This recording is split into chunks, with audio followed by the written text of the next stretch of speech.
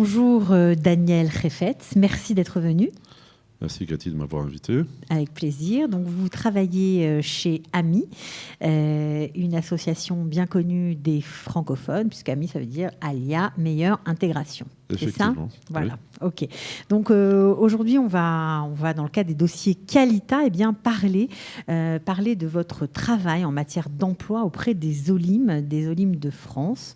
Il faut préciser que ça fait 12 ans que vous travaillez au sein de l'association AMI et que donc vous êtes responsable de tous les projets éducation et emploi. Donc vous êtes plusieurs, vous n'êtes pas tout seul au sein de l'équipe d'AMI, mais vous êtes une mine d'informations, tout le monde le sait. Et on est ravis à ce sujet de vous avoir avec nous. Alors, en quoi consiste votre travail auprès des nouveaux immigrants concernant l'emploi ? Donc le travail de notre équipe est un travail d'information, d'orientation et aussi de placement, bien sûr. Nous faisons ça de façon parallèle à Jérusalem, à Tel Aviv et à Ra'anana, où nous proposons en ligne plusieurs services. D'abord avec plusieurs outils. Les outils, c'est un site internet, les réseaux sociaux, des brochures à privé, le conseil au téléphone, des échanges d'emails aussi, des conférences et la possibilité aussi de rencontrer à Jérusalem, à Tel Aviv ou à Ra'anana dans un module que nous avons appelé Café au lait, qui est même pas relevé. Ok, donc quoi, c'est un moment d'échange ? D'échange, puisque il n'y a rien que... La meilleure façon, c'est bien sûr le tête-à-tête, quand les gens peuvent discuter et parler de leurs attentes, de leurs connaissances, de ce qui manque, de ce qu'ils recherchent.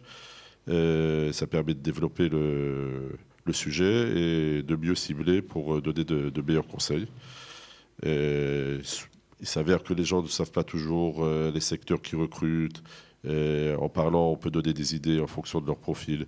Vérifier s'ils ont bien fait valoir leurs droits, reconnaître leur diplôme, s'ils connaissent l'environnement professionnel dans lequel ils veulent travailler, s'ils savent aussi bien l'environnement au niveau géographique, mais ça peut être aussi au niveau de ce qui se fait en Israël et qui n'est pas forcément la même chose qu'en France. Évaluer avec eux aussi leurs projets d'intégration. Le travail, c'est important, mais il y a souvent aussi beaucoup d'autres choses autour du travail qu'il faut aussi des fois analyser et voir que ça peut se coordonner avec le travail et pas forcément être quelque chose, je ne peux pas travailler plus tard que, on ne pense pas toujours à des solutions que les gens qui vivent depuis longtemps ici connaissent. Vous les aidez en fait à penser un petit peu en dehors de la boîte et à éviter de s'empêcher de prendre un travail pour X raisons, alors qu'il y a aussi toujours des solutions en Israël. Effectivement. On fait aussi une analyse du CV ensemble. En général, une rencontre comme ça se fait sur la base d'un CV qui est déjà prêt, mais qu'on peut aussi améliorer, vérifier qu'il a été bien traduit, que la personne est capable aussi de le soutenir en hébreu, s'il est écrit en hébreu. Des fois, il y a des gens qui viennent avec un CV en hébreu, mais ils ne savent pas dire plus qu'une phrase de 3 mots. Alors à quoi ça sert, par exemple? Donc, il vaut mieux, dans ces cas-là, rédiger un CV en anglais, peut-être. Effectivement. Je pense que c'est une règle internationale. Quand on n'est pas capable de soutenir un CV dans la langue où il est écrit, c'est pas la peine de le présenter. Okay. Au contraire, ça peut même défavoriser et faire une différence entre les capacités, l'expérience et ce qu'on représente quand on doit répondre à une question à laquelle qu'on ne comprend même pas. Et des fois aussi, on aborde des fois des choses qui ont rapport avec la législation du travail. C'est des gens qui ont déjà travaillé, qui doivent commencer un autre travail, qui n'ont pas forcément terminé comme il faut avec leur précédent employeur. Il y a aussi parfois, j'imagine, des gens qui sont entrepreneurs et par ailleurs salariés. Vous les aidez à peut-être légalement aménager leur statut ? Oui, expliquer, c'est pas tellement compliqué comme n'importe quelle chose. Si on le sait, on sait l'expliquer. Si on ne le sait pas, on ne peut pas l'inventer. Donc c'est des choses qui sont combinables, effectivement. Et quelques démarches à faire, quand on peut les expliquer, elles sont applicables facilement. D'accord. Et puis bien sûr, nous avons des offres d'emploi qu'on essaye aussi de proposer en fonction du profil. C'est des choses qui a des hauts et des bas. Des fois, l'offre est plus importante que la demande. C'est pas toujours compréhensible. Qu'est-ce qui fait que tout d'un coup, il y a une avalanche d'offres? Des fois, c'est beaucoup de gens qui demandent à la fois. Il n'y a pas de règle dans ces choses-là. Alors justement, comment est l'environnement économique en Israël pour ces gens qui arrivent? On peut en parler un petit peu? Oui, d'abord, je pense qu'on a la chance de vivre dans une période, je dis période parce que ça fait déjà plusieurs années qu'on est dans une période où le chômage est en constante baisse, et je ne sais pas s'il peut baisser plus, puisqu'on on est en dessous des 5% depuis pas mal de temps. Ça s'appelle un chômage de friction en économie. Et ça, c'est une moyenne sur toute la population. Alors bien sûr que des populations jeunes, diplômées, expérimentés, c'est sûr que pour eux, pratiquement, il n'y a pas de chômage, puisque si la moyenne est de 5%, ça veut dire qu'il y a aussi des populations où il n'y a presque pas, et d'autres où il y en a plus. Effectivement, des personnes moins jeunes, moins qualifiées, qui ne parlent pas la langue. Alors là, le chômage peut, oui, exister. Alors donc, ces 5%, c'est moins de 5%, sont une moyenne générale. Donc il faut pas être conscient aussi que personne ne fait partie de la moyenne, on influence sur la moyenne. Donc c'est aussi des messages qu'il faut. Donc on a le sujet du chômage, le sujet de l'expansion. On a quand même en Israël en 2016 4% d'expansion. Il y a très peu de pays occidentaux où il y a une expansion aussi haute. Et une pyramide démographique saine qui fait qu'on sait que le pays est en constante augmentation de la population, qui fait que c'est des nouveaux services et des nouveaux produits qu'il faut apporter à la population. Donc tout ça, c'est des choses positives. Il y a de quoi faire. On n'est pas en train de tout le temps de diminuer. Il y a des secteurs qui diminuent, effectivement, comme par exemple le secteur bancaire est un secteur dans lequel il y a une diminution, puisque la technologie remplace l'humain. Et si actuellement on a déjà moins de 50 000 employés de banque en Israël, d'ici quelques années, je crois en l'espace de 4 ou 5 ans, il n'y aura plus que 40 000. Oui, puisque les guichets vont être supprimés en Israël à la banque, donc ça va forcément... Donc ce n'est pas un métier d'avenir, par exemple.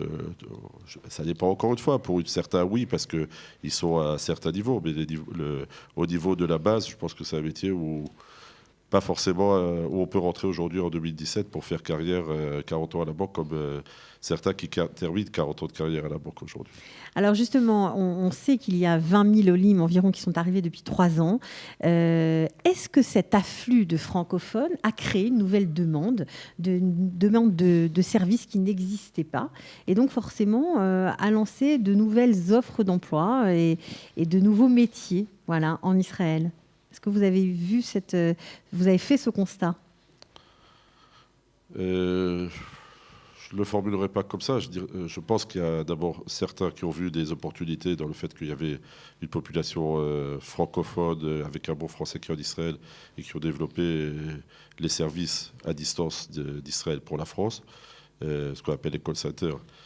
Bon, que je n'aime pas trop parce qu'on met tout le monde dans le même sac, et il y a certains qui ne sont pas vraiment des call centers, qui sont des sociétés de services. Des vraies sociétés de services, tout à fait, même des sociétés françaises délocalisées en Israël. J'avais fait une tentative il y a plus de 10 ans d'essayer de convaincre certains patrons de se particulariser pour qu'on ne soit pas tout le monde dans le même sac. Ça n'a pas marché.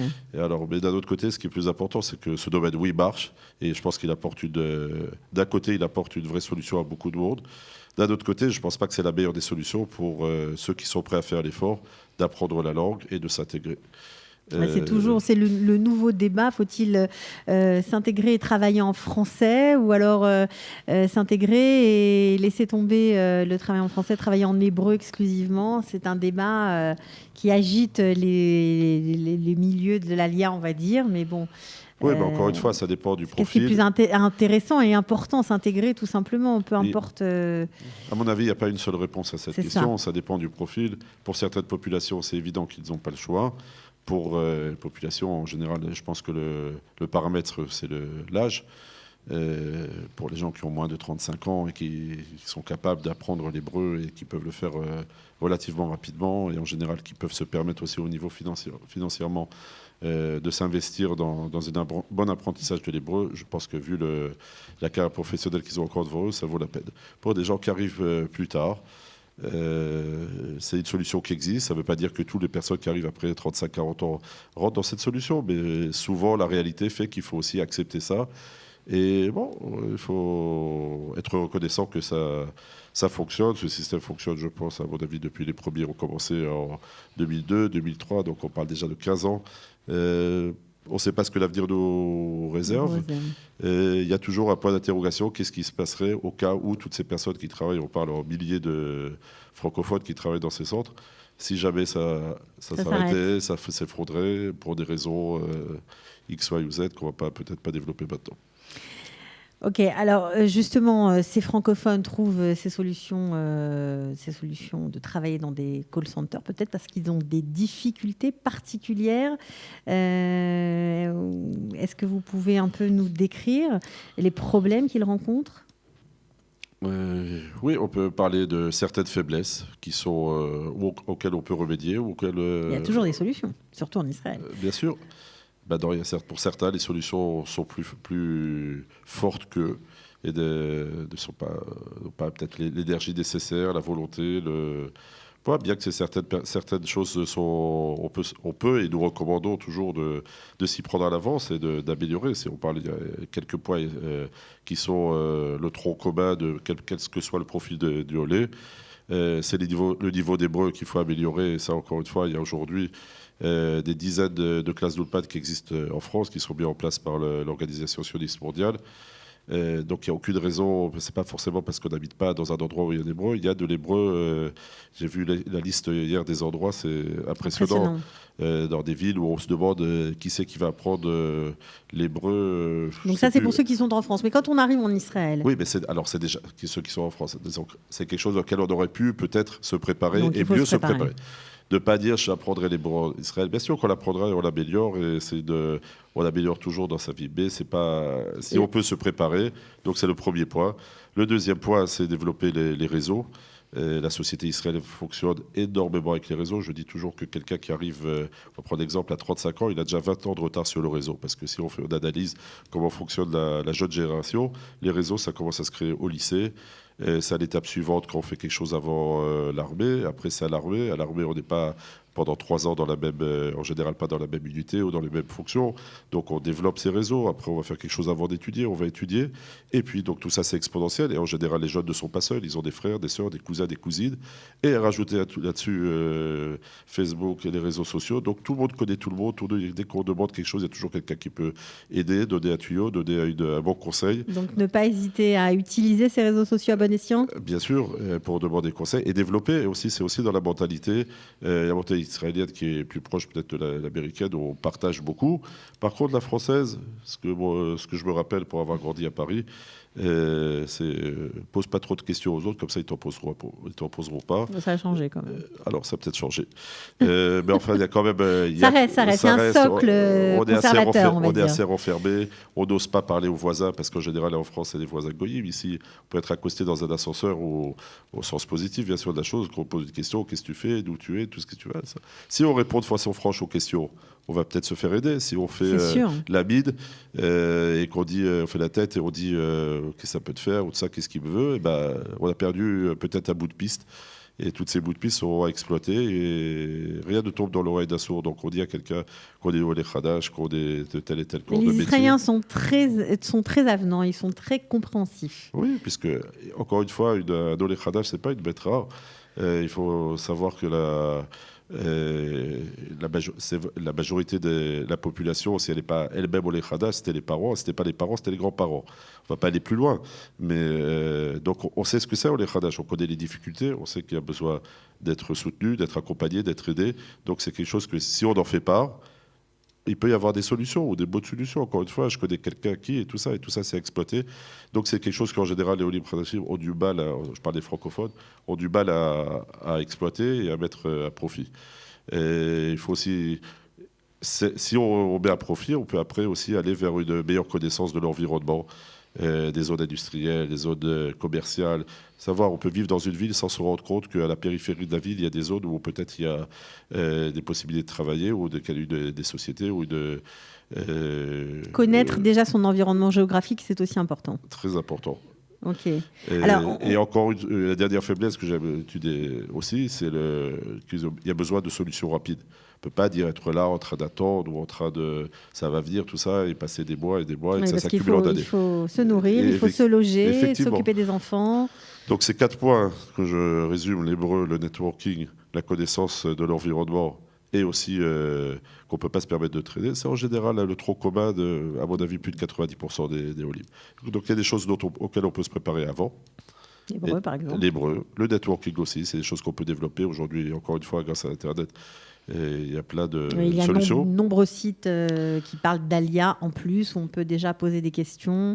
On peut même peut-être vous contacter, Ami. Par mail, vous répondez aussi, j'imagine. Tous les jours. Ok, tous les jours, formidable. Et puis, à côté de ces défis, il y a aussi des atouts. Eh bien, heureusement. Il faut quand même ne pas l'oublier. Voilà, alors les atouts principaux, je pense, c'est l'expérience professionnelle qu'on peut acquérir en travaillant en France ou en Europe occidentale. C'est un atout qu'on peut aussi mettre à profit. En général, on parle aussi le français, peut-être d'autres langues aussi, c'est aussi un atout. Et puis, il y a aussi quelqu'un qui fait l'ALIA.